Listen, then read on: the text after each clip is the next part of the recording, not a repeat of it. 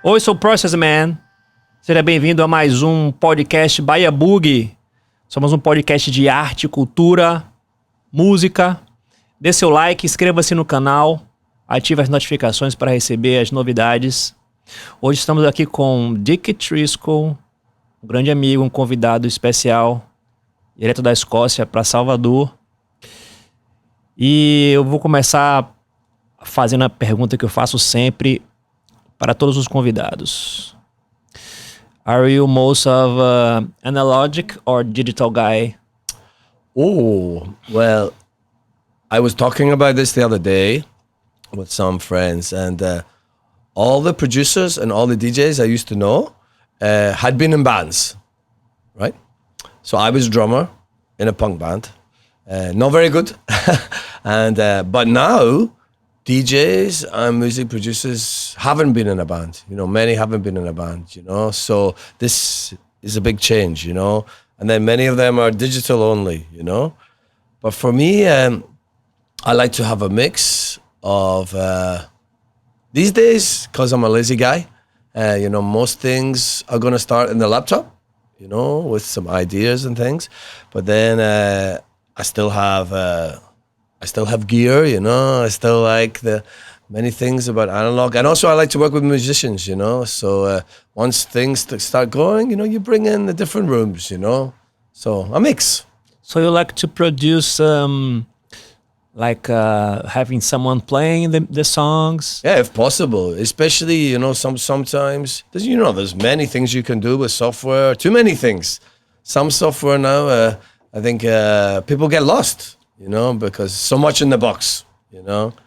But it's nice to come out the box, you know, and remember we're all human beings, you know, and making music, not pressing buttons and in a computer, you know. So, but sometimes for me it's part of a process.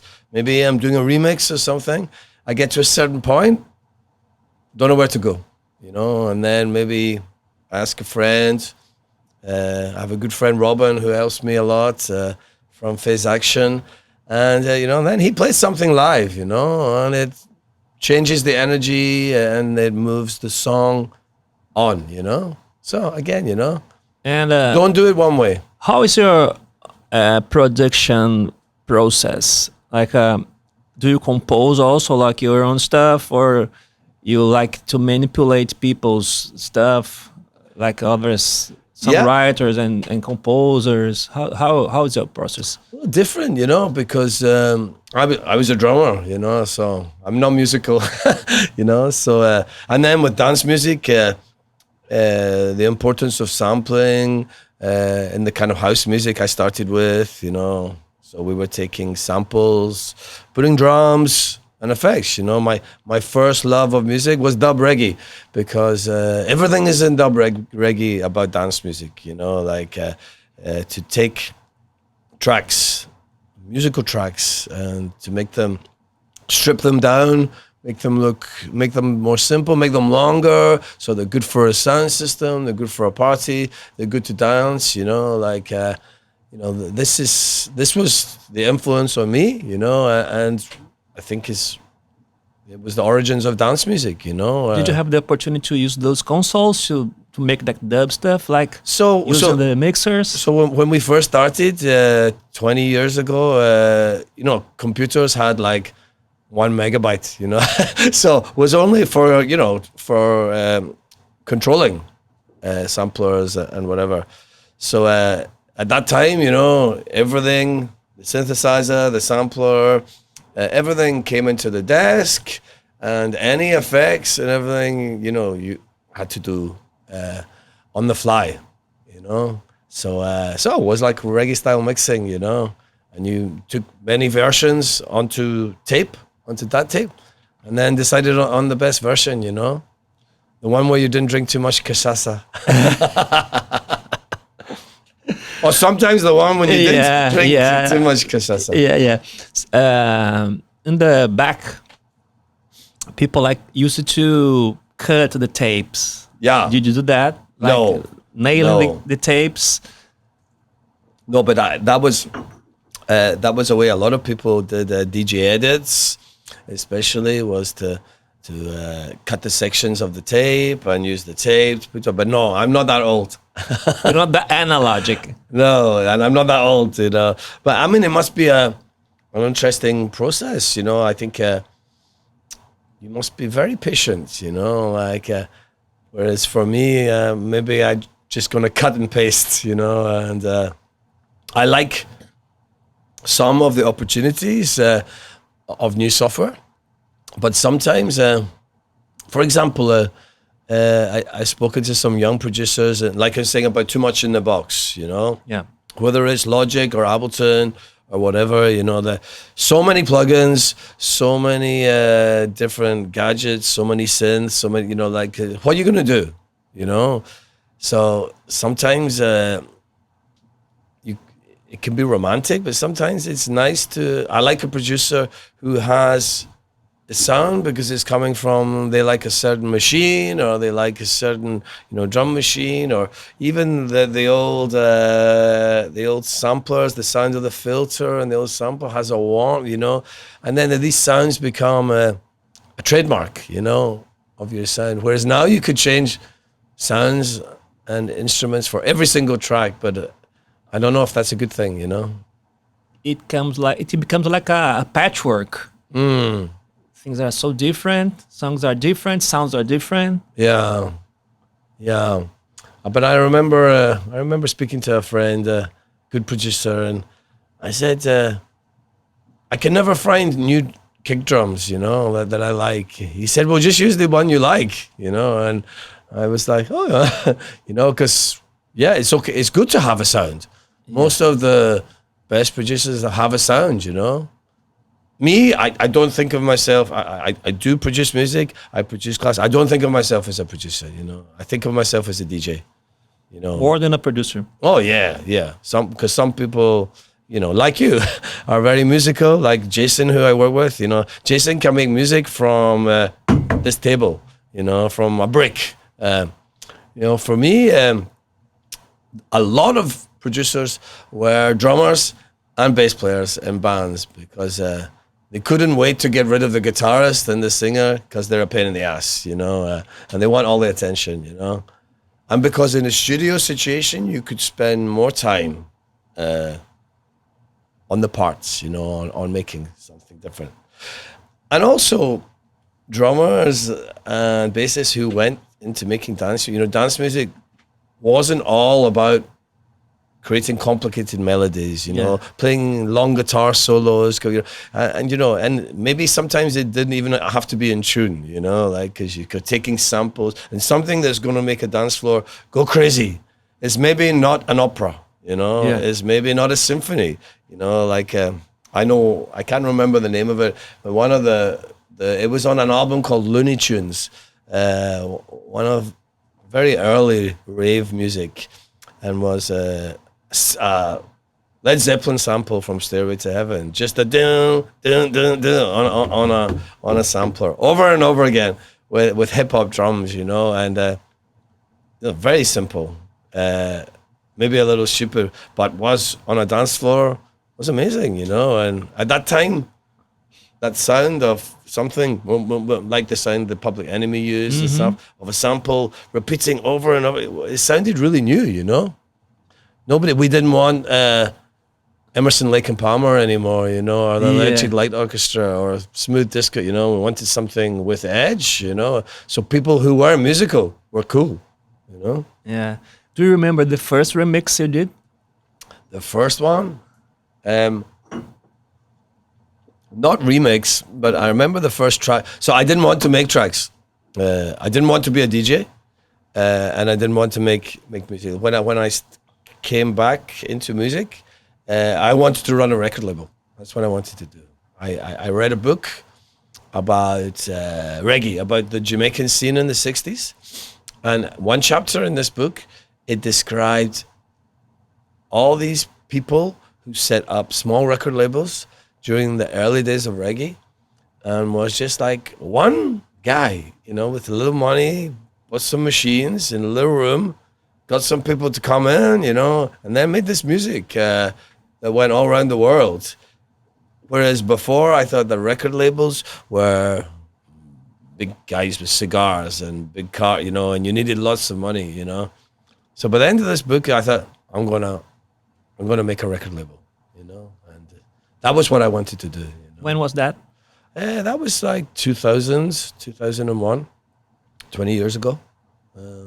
So we started the first label, and yeah, so I had some artists in the track, and one of the artists said, "Let's make a track together," and I said, "No, that was stupid." And then we made, it was the first time we used a 950 sampler and a drum machine and a mixing desk, and took a disco sample. Can't remember the track, and put the filter up and down and put some delays and put I think a reggae, some sounds from reggae records, and it was like a kind of deep house disco track. And I was like, okay, this is okay. That's good.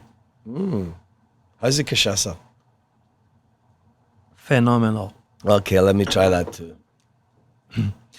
And how's that?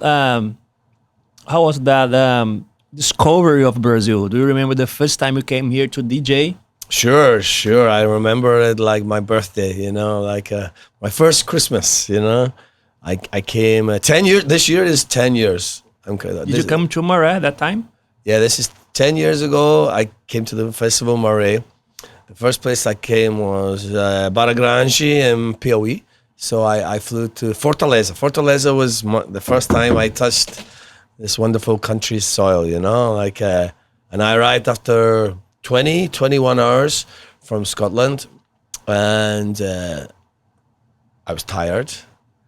I knew nothing of Brazil. I knew like Pele and the girl from Ipanema, and that was it. And we've been booked to play the festival, and I arrived at Fortaleza. I said to the taxi driver, you know, how long to the festival? Normally, you know, it's like 1 hour, 2 hours, and he said 9 hours. And I was like, what? You know, so for 9 hours, we drove from Fortaleza up this road, crazy road at night, with big trucks with no lights, and sometimes the road would just stop and we would have to go off the road onto a track and then back onto it. Was for 9 hours. And the guy who I was DJing with, he slept the whole way. The driver was crazy. Typical Brazilian driver, on the wrong side of the road most of the way, and I didn't sleep at all. And then finally we arrived in Barra Grande, and it was a nice, beautiful little village and nice beach. And from that night, I just played this weekend, just did my own party in São Paulo with my friend Toots, and Toots, Sandra, and Guga, who runs the festival. They were probably like some of the first 3 or 4 people I met as soon as I arrived, and they're still my best friends now. You know, like so. This was the start. You know, and special. And many of the people. This party I had on Friday night in São Paulo, at Barraco, there were many people there who I met that time 10 years ago. You know, this is the thing I love about Brazil. You know, a Brazilian friend is a good friend, and Brazilian people like to be with people, and they like to share and be open. You know, it's very special. And the Brazilian music. Brazilian music, yeah. Now I know more. Now I know more than the girl from Ipanema. How do you like Brazilian music? What's the thing you like? You discovered from that moment on? I was very lucky because at this time, you were a vinyl collector. Yes, I have many records. Yeah, from when I was young, like reggae onwards. But I was very lucky because at this time was a very special time. When people, you know, like festivals like Maré and people like Sauvagem, and there was a lot of people who were involved in parties and festivals who were interested in all sorts of music, like Italian dance music and electronic music, but also interested in Brazilian music, and who wanted to rediscover a lot of the music from the 70s and the 80s in Brazil, and then put these things together, in something that's going to be good for a party, And Sauvagem in particular, Milos and Augusto at that time, were very influential in this scene. So I met a lot of these people at the festival, and we became friends. And then these people, because they're Brazilian, they started to share music with me, and also I started to work on a project called Barefoot Beats with Marie, which is people doing, modern reworks of Brazilian music. So because of both of these things, I started to listen more. And then each time from that year, I came to Brazil every year after that. First year, and every time I came, I would buy records in Rio or São Paulo, and I didn't know much, so usually I went with a friend, different friends, so that I can find the record shops. Like there's one run by a guy called Junior in Rio. You have to go to an apartment block, and you go up in the elevator, and there's a small room, and he has a curly hair, always smoking cigarettes, and the records are everywhere. And so I needed help, needed a guide. But that was the good thing I liked about looking for music, is music is always about people. It's never just about music. And through music, you're always making friendships and relationships, like us, And so I remember those days when I would first go to the shops and people would say, "What are you looking for?" And I'd be like, "I'm looking for everything," which isn't a good answer, but it's kind of true, And so after that, I started to notice certain artists like Caetano or Jabosco or Gal Costa, Tom Zé, people who I liked, every time I heard, I wanted to hear more, Yeah.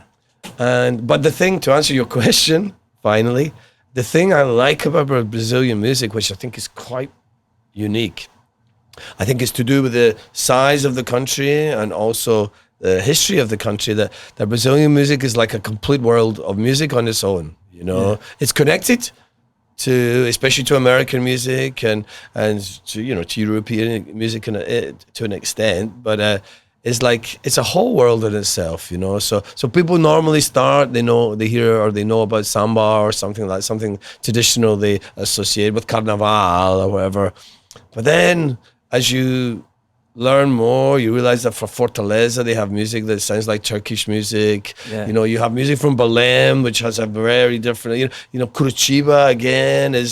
There's all these different, and then there's electronic stuff from the 80s in São Paulo, industrial. There's funk, there's disco, there's hybrids like baile funk. I mean, it's a world, and people get lost in that world in a good way, Yeah. And how about the label? And how do you choose the artist you're gonna release? Usually the job of my job was a DJ. So I'm looking for music. I'm listening to music. I'm traveling. Sometimes, especially before the pandemic, I'm traveling 8 months a year. So I'm meeting people all the time. People are sending me music, but for me, I like the personal thing, So quite often the music finds me. Someone will come, In the old days, I'm a dinosaur, and in the old days, people would come to your gigs and give you a CD,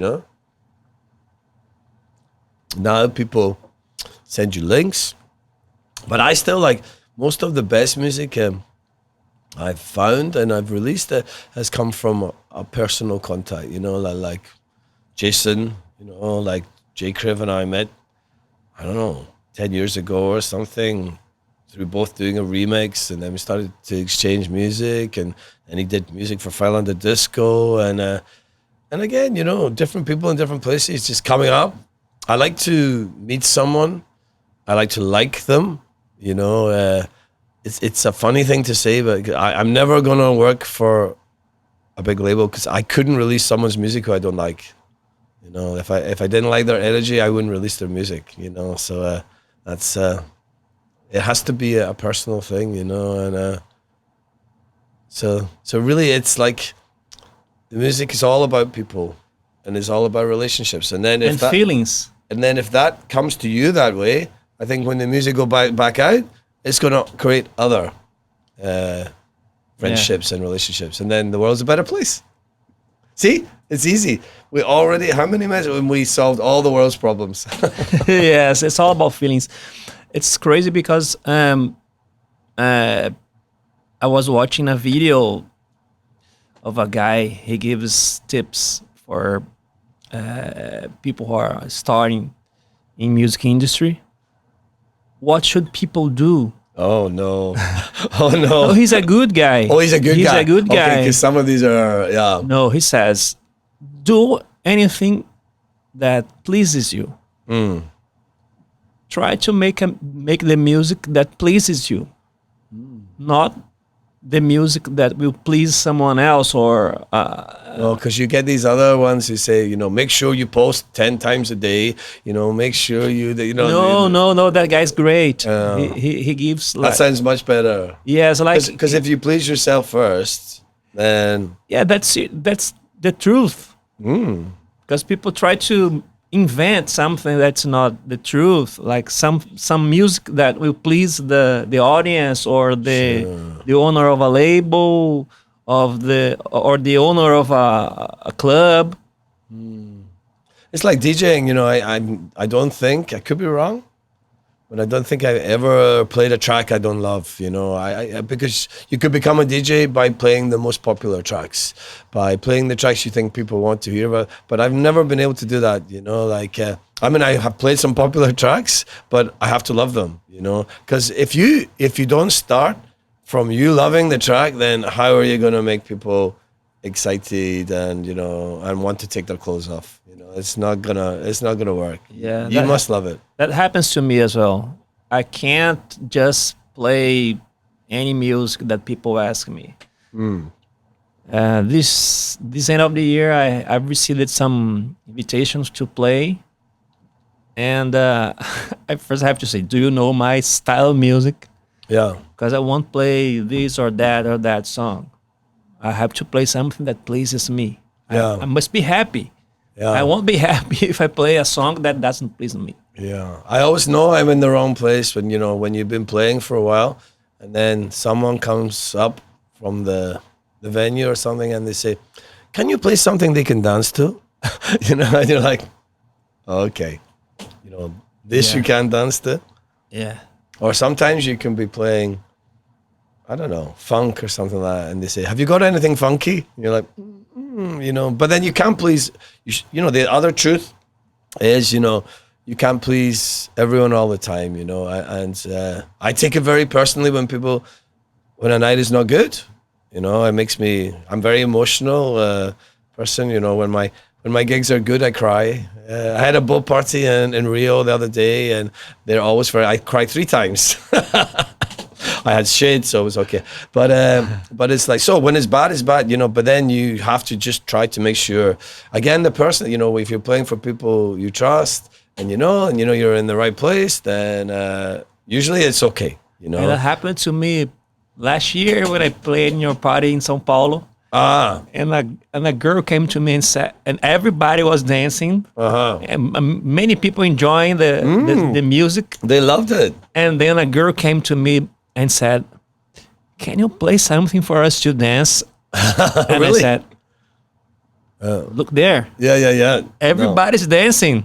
But this time is house time. yeah.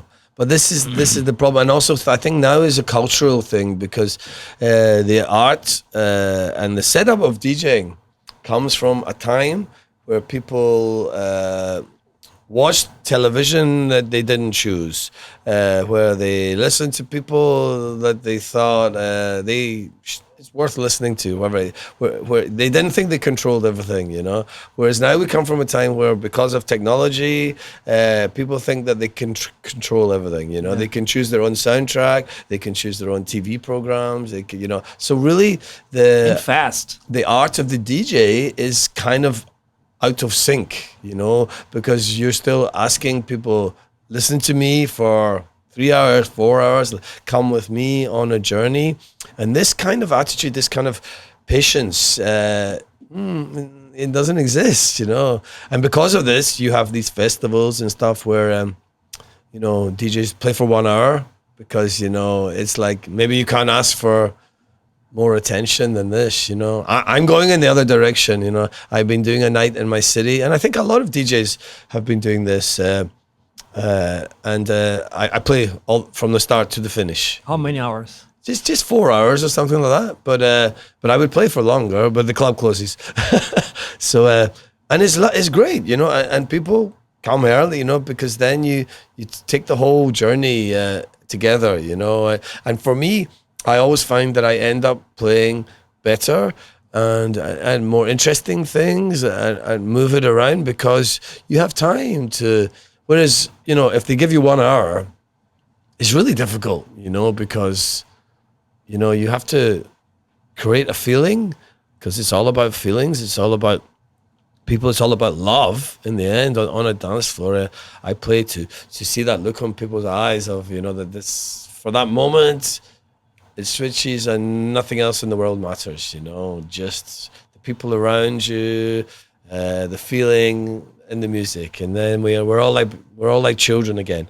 But, you know, to do this in an hour, you know, whereas when you have 4 or 5 hours, you can go here and there and finally, you know, get to the station, you know. But, that happens. I'm used to playing here in Salvador in a place called Borracharia. And it's like that. I play for 5 hours. Nice. I start at noon, and the club closes at 5. Mm-hmm. And it's the place where people go for the after. Right. It's nice. They see the after because people are open by afters. You know, you don't have to. Some of the work is already done. You know? You don't have to warm up. Their minds So you start the party like boom. Yeah. Up. Yeah. Energy. Nice. People come to dance. They go there to dance. Yeah.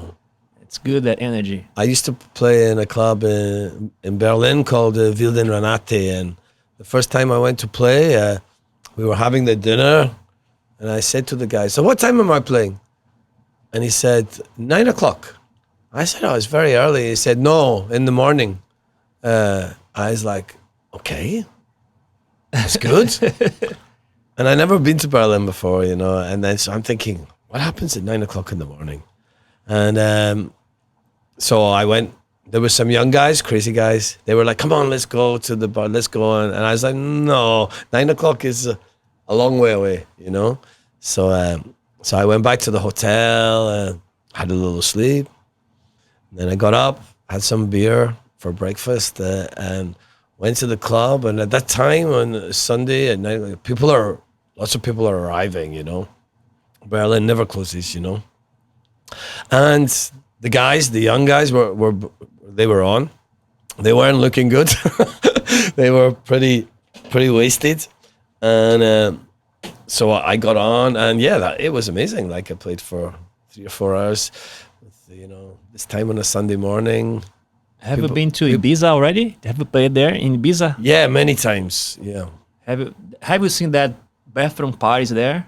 Well, I used to play. I've heard that's insane. Well, I used to play in that place when it was Space. Used to play We Love on Sundays, and I used to play Carl Cox's night. And I played in where that room was.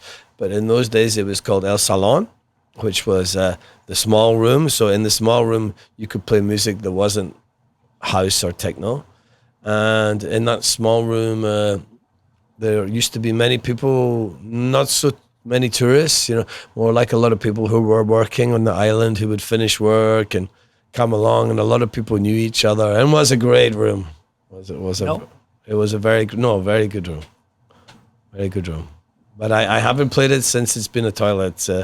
That's now for nights like Glitterbox and stuff like that. It's now called High.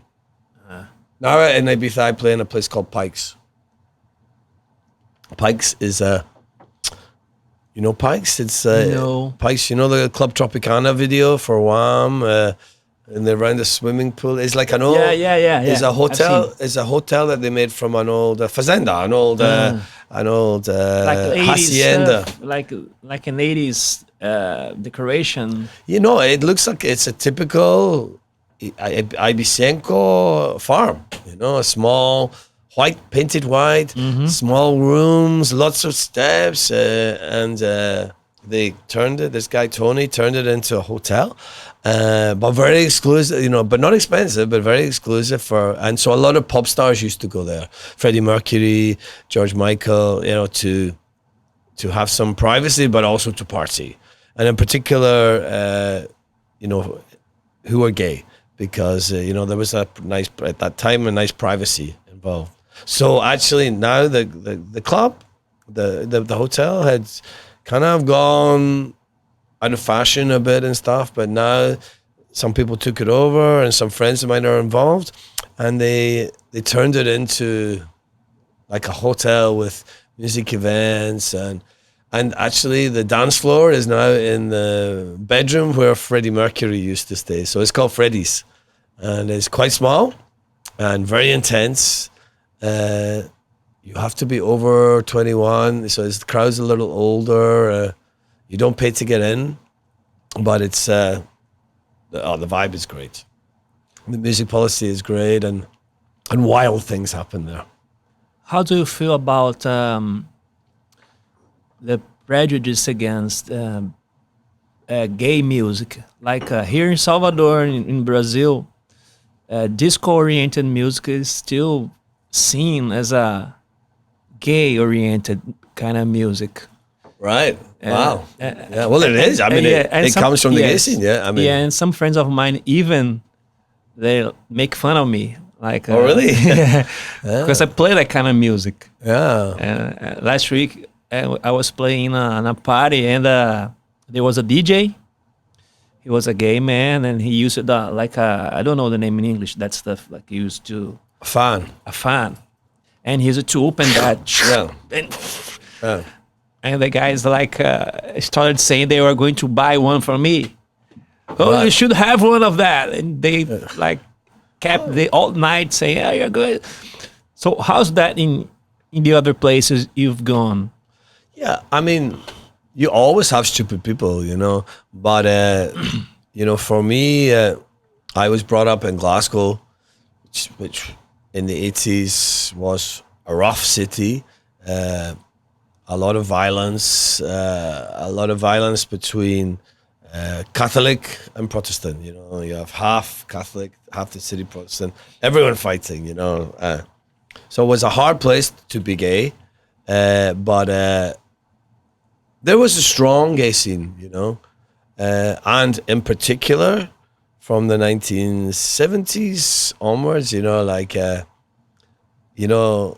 For young people like me, the gay scene was always better. Whether you were gay or not didn't matter. The gay clubs had the best music, they had the best party atmosphere, they had more fun. So the influence was very strong in my city. That's how. So because of the gay scene, lots of the other clubs in the 80s started to play more disco. They started to play Hamilton Bohannon. They started to play, mixed with funk and, and other kinds of music as well. But this music became dominant really because of the gay scene, And in this scene as well, the first house music got played, So, and Glasgow is now a very important city in the UK for dance music. And the origins of that all go back to the gay scene in the 80s, So if stupid people want to say these things, they just don't understand anything, which, that happens, And you get these things now with people talking about techno music and who don't know the origins of techno music either, which are also black and to an extent gay, and but you get stupid people, I say to them, why don't you come, and why don't you have a dance and see what it's like, and mix with these people and see how you feel, I think these people are afraid of something, and some people are always going to be afraid all their lives, but I feel sorry for them, Me too. and they're welcome anytime they want to come. And I always invite them. Come and see. Let's dance. Let's have some fun.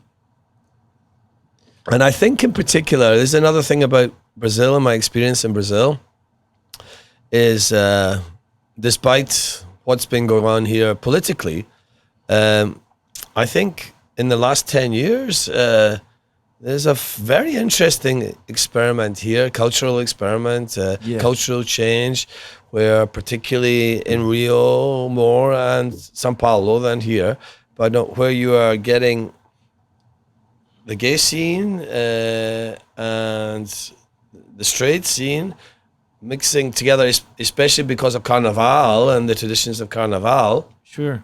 Into these parties that people no longer care if they're gay or they're straight, and the straight people are dressing much more gay, and expressing themselves in a very refreshing new way, and the gender distinctions between I'm this or that, that it's very fluid, and for me that's an amazing cultural thing, it's very positive, and for me it's changed me, like when I first came to Brazil 10 years ago, I had like this, still have a white t-shirt and short denim shorts, and not at the party, that was that, Now at Carnival, I like to dress up, and somebody once said to me, like in Scotland, people say, "Oh, you've got to be yourself. You just got to be you," and just that. And I remember this Brazilian person say, "Why be you when you can be someone else?" And I was like, and the whole idea of uma fantasia, that I love this word. We say costume is so boring. Uma fantasia is it's not just that you're dressing up, it's that, you can be someone else for a night or a couple of nights, or whether that's Carnival or a party. This is a beautiful thing, and it makes people make contact with things inside themselves and other people, which are positive, Yeah. So I say to these people, come and try. Yeah, I think the new generations are changing this. Absolutely. Despite the political moment over the world, because we have that dispute of the far right and the left wings. And in many countries, in countries. My country, in America, and it's a time of much division, Yeah. So, and this thing is about, dissolving division. That's why it's another one of the things about coming to Brazil, and I can't help but think that has something to do with the music as well, that the music is very open and the music is embracing. Because now for me, it's not so much, even here, it's not about just Brazilian music, now everyone's playing. 10 years ago even, to hear a European DJ play an African track, or a track from Singapore, or an old Indonesian disco track, it would have been very unusual, Now it's very difficult to find a DJ who doesn't have a lot of international music, and it has to be a positive thing, right? Yeah. And that's, I think, is also part of this change, Yes, I like that. Me too. I've learned a lot about international music with other DJs. Yeah. Like American DJs, like European DJs. Exactly. When you look at record shops now, they have music from everywhere. They have Peruvian music, they have Colombian music. It's very refreshing, and this has to also have a message, that we can put all these things together, in a new way, in a beautiful way, and also you discover, oh wow, there's disco music from Peru, or there's I have some music I bought from a good friend in Indonesia called Dea. He's a really amazing musician, an interesting, crazy guy, He's an amazing record collector. And I bought some Indonesian music, which was made in the 70s and the 80s. And it was like, because of colonialism, a lot of, Indonesian musicians were playing in bands for foreign people, and so at these hotels and these clubs, they wanted to hear the same kind of music that they heard in other places, international music for Europeans and things like that. So a lot of these bands, they learned to play, like pop songs and rock songs and, different things. And there's a couple of records I have where, it sounds like Brazilian music, because they were obviously trying to, create the sounds of, sort of sing in a bar in Rio or something for these international guests, and that's amazing, especially in those times before the internet. You have to remember Brazil that in those days was a long way from Indonesia, Yeah. But I like this idea, So let me ask you something about the record label. Yeah. Fire Disco. You still work with vinyl releases. Yeah. How do you think about that? I think the vinyl is turning out to be a common media again. Like people are buying more vinyls nowadays. Kind of, yeah. Vinyl is in a really strange place just now. Definitely, it looked 10 years ago. We thought it would just stop, would just die. And then a number of things happened. Some people just love records. Also, buying old records became more of a market, And then also this whole interest in international music and stuff, and the labels started to emerge. They wanted to release music from all around the world again, and but also it kind of became trendy as well, And all of a sudden, the big labels like Universal and stuff, it was seen as cool to have vinyl. So all of a sudden big artists wanted to have vinyl again. So there are more records getting pressed, and possibly more records getting released. But actually the market, it's more difficult to press a record just now than ever before, or less, you're with a big label, because now that they're interested again, there's now not so many pressing plants, very few really, compared to before, and basically a lot of them are pressing vinyl copies of Beyonce and vinyl copies of these things that a lot of artists who I can't imagine many people actually buy those artists on vinyl, because vinyl is still the medium of the DJ, is maybe now the medium of older people who used to buy records, who want to sit at home and have a nice sound, because a vinyl record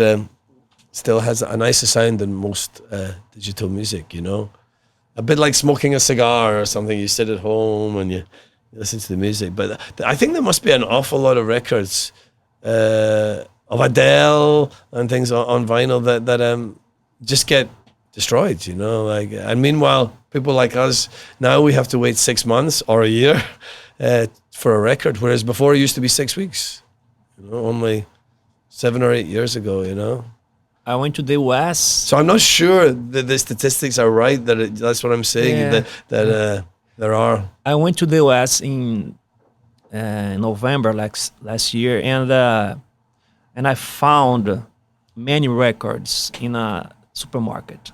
Yeah, we don't find this in Brazil, like a supermarket selling records. Yeah, but this is also a result of the big labels starting again. Yes, big labels. So it would be like the big artists, Like it's strange. But again, I don't know who wants to buy a Deep Purple album in a supermarket on a Sunday, Like, sometimes I think it's just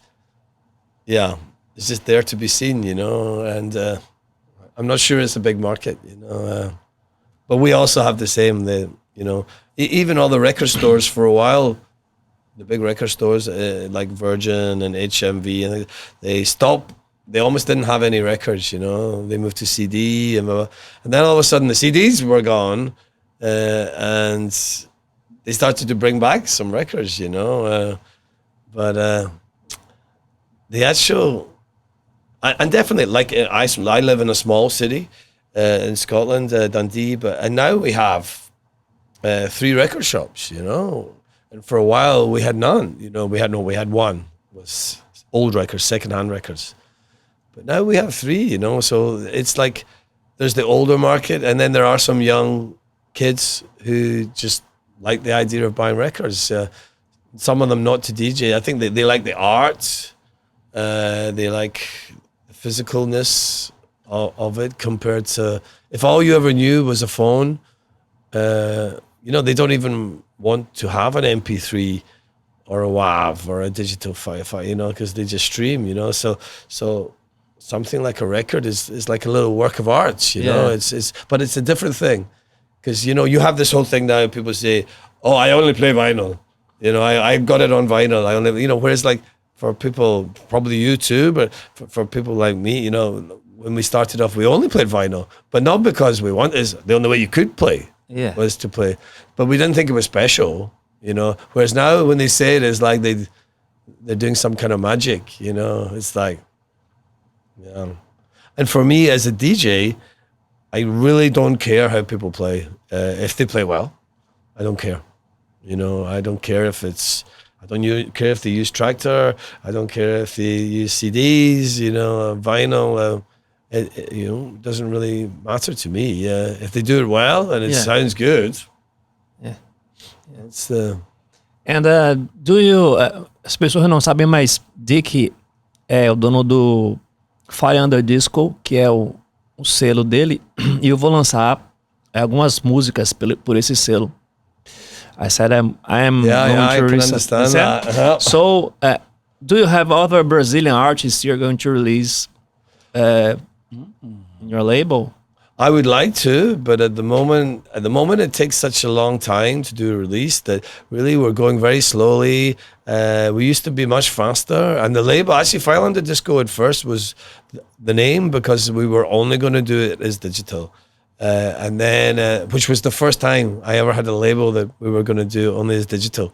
But then after like 2 releases, we changed our mind and started to do, because the people we were working with, the project was to make original music that was like disco music, but didn't have to be classic disco music, but was disco influenced, and we used to, in those days was faster, whereas now, because of this approach, you need to have people not just doing edits, not just so you need to have people who are musical, like you, like Jason, like other people we work with. So to find these people is more difficult, people who are really musical and writing music and can play it, make it, and also in the right style.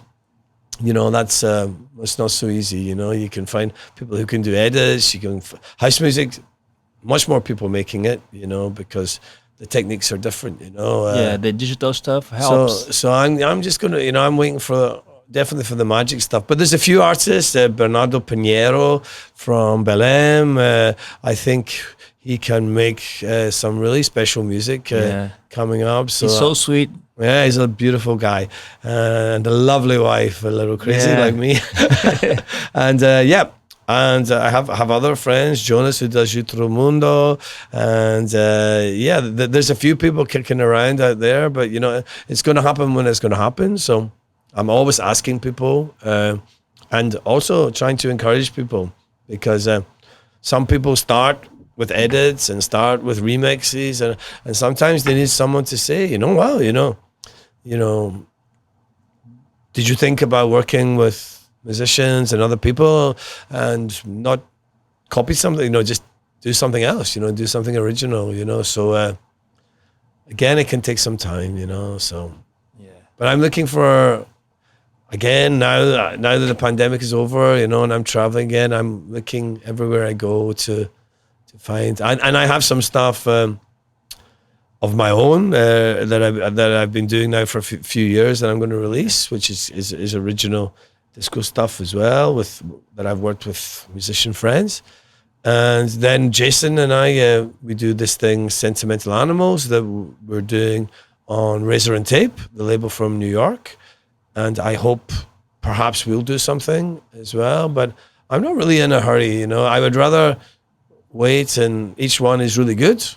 And then I think there was a time in dance music where, and I think I was guilty of it as well. 1 year we did 37 releases in 1 year. And now, you know, now like maybe we do 4 across all the labels, you know, and I think that's better, you know, like I think there was a time when dance music was going at a very fast pace, you know, and making music perhaps that was quite short term, you know, and disposable. And I'm an old guy now, and I would like to try, I want to release music, and I want to try and make music that's maybe going to last a little longer, you know. Maybe that's what happens when you get old, you know, but I remember I knew DJs in the 90s who wouldn't play a song for more than a couple of months, you know, and then it would just, you know, or some DJs who would have a percentage, like every week in their residency, they would have to play 80-85% new music, you know, music that just arrived that week. They didn't like to repeat because there was so much music, and in each style, deep house, progressive house, trance, you know, that you know, but for me, that maybe says an awful lot about the music, you know. There was a lot of house tracks that you couldn't, the difference between them wasn't so great, you know, and what I like, both now thinking about that in production, but as a DJ, everyone has a different way of thinking about it, a different process, but for me, and perhaps because of this, I do repeat myself quite a lot, because I have songs that I really think of as kind of my songs, and then what I like to do is I think of DJing as producing moments, you know, moments on the dance floor where and when I get to that feeling that now is the time for that moment, I play that song, you know, and because I know that song has, you know, that I can see that people are in the certain pitch, but this song is going to make them feel really strong, and that's what I mean about by a moment, that it brings out something in people, you know, and you know, that's the mood. Yeah, you have an early moment, and then you have a moment where everyone's getting a little bit excited, and then you get a moment where everyone is, So I'm thinking about this. Yeah, mood's another word for it, but I think tracks have this ability to produce a moment, you know. Yeah. That's it. Thank you for joining us. Thank you. Muito obrigado. Very good. Gente, esse foi Dicky Trisco, esteve aqui com a gente. Ele veio tocar na nossa festa, na Bahia Boogie. E é isso, inscreva-se no canal, dê seu like, compartilhe, faça girar aqui, ó, que a gente tá aqui sempre, tá? Wanna say something? Tchau, tchau. Bye, bye. Beijos.